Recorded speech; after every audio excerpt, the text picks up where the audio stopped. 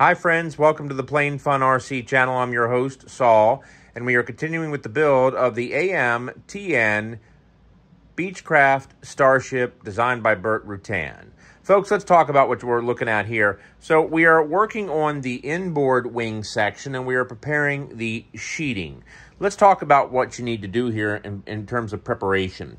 Well, one of the first things you're going to do, and you can see a little bit of blue tape right here, is you want to make sure, you want to put together 4 pieces of the 1.5 millimeter. It's 1, 2, 3, forgive me. 1, 2, 3, and 4. 4 whole pieces, okay?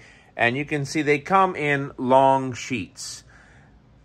Now, when you lay these pieces down, you're going to take this particular surface, you're going to flip it upside down, you're going to draw a line, or lines, excuse me, along this portion of the rear, behind the spar, along the inboard most rib, and the outboard most rib, and then you're going to go ahead and make the necessary cuts. Now, before you do that, you want to make sure, as you can see here, we have taped the sheeting to the leading edge, and that makes it a lot easier to find the exact shape that you need for the inboard portion of the wing. Now, you'll notice that this part is uncovered. Now, we need to also make 3 pieces to cover the rear portion here. We don't want to join these pieces here with this piece here, and I'll explain why in just a second. So, we're doing 3 pieces here. They are going to be the width of the wing. It's always a good idea to make it just a little bit wider, just a touch wider, so that way you can always sand it down, but you can't put it back on. Now, you'll notice, as I slide this over, you'll notice it's much longer past the rib. It only needs to be 5 millimeters past the edge of the rib. But we're making it a little longer because you'll notice that as I remove this, look at the tips of the ribs. They're not perfectly in line. So it's very important to make sure you make it a little longer so you're able to compensate for the longer ribs.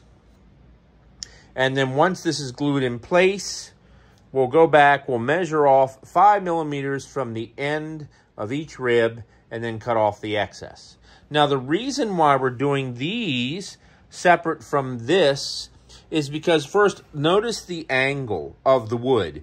Remember now, this wing is shaped like this. So you want to make sure the grain runs in line with the curvature of the wing, and that allows for flexibility so the sheeting does not crack. And it's actually bending very easily, which is nice. The other reason back here is the grain just needs to run this way, left to right, if you will. And if you look very carefully at that spar, notice the dip in the spar right there, right in here, okay? There's a bit of an angle. So in other words, what's going to happen is when we go to put this piece on, we're going to go ahead, we're actually going to start in the center at the lowest point of the spar. We're going to start gluing there and work our way out because that's very important. So when you glue this in place, start with that center rib and work your way out. Don't start on the outside and work your way in. Otherwise, this will not flex downward. The other important thing to keep in mind are the tabs. Those tabs at the bottom of the ribs have got to stay flat on the surface. So that's very important. So there's a lot to consider when you're sheeting a wing of this shape and of this size. So we will start with our sheeting here in the front. Get that in place, okay? We'll work from the front to the rear. Once this is glued, then we're going to go ahead and switch over to our other piece here and get that glued in place. All right, friends. More to come. All right, friends, as we continue our update, you can see we've got our first part of the sheeting in place on the inboard wing section, the front portion that is. What we wound up doing in terms of adhesives, I really had to think about this, was using Gorilla Glue. And obviously, you've got a number of different options. You've got CA and things like that. But I'll tell you why I chose that. It gives you about a 15-minute working time.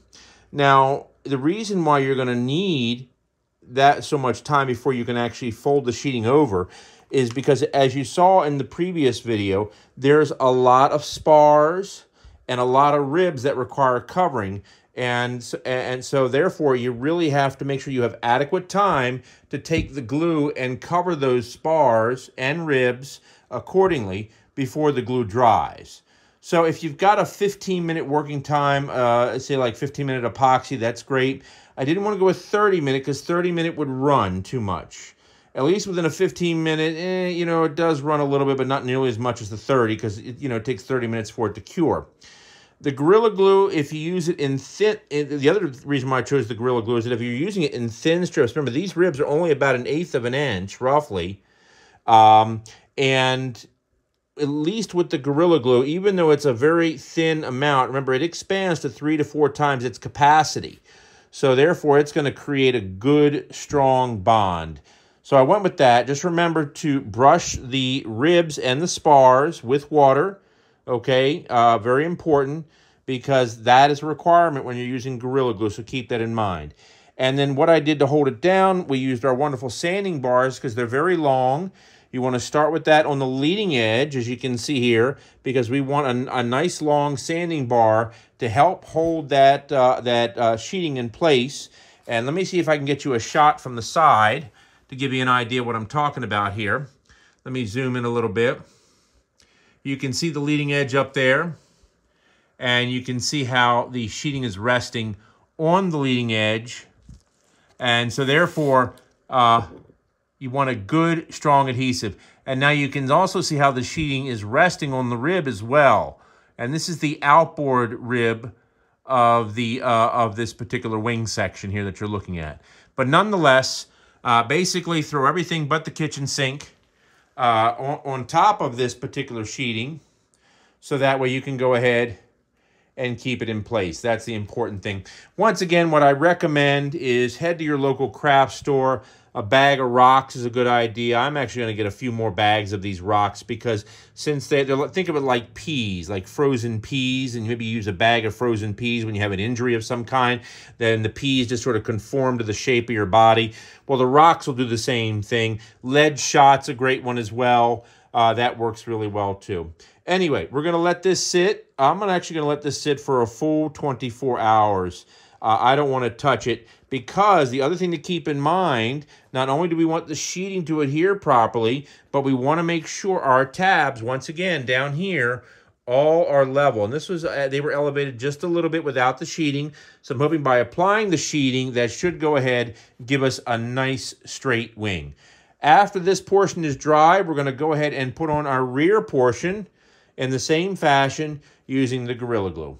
All right, friends, more to come. All right, friends, you can see we've got our rear sheeting on the inboardmost section of the wing in place. We're going to go ahead and let that dry, and then we'll do some trimming. More to come. All right, friends, as we continue our update, you can see the sheeting is dry, and it just looks fantastic. It came out really well. The only thing I found that was had a bit of an issue was the leading edge, whereby it didn't, because the glue expanded. You can see there are some gaps in the leading edge there, as you can tell. But nothing severe. We're going to wind up sanding the leading edge to shape anyway, so no big deal. We can fill that in.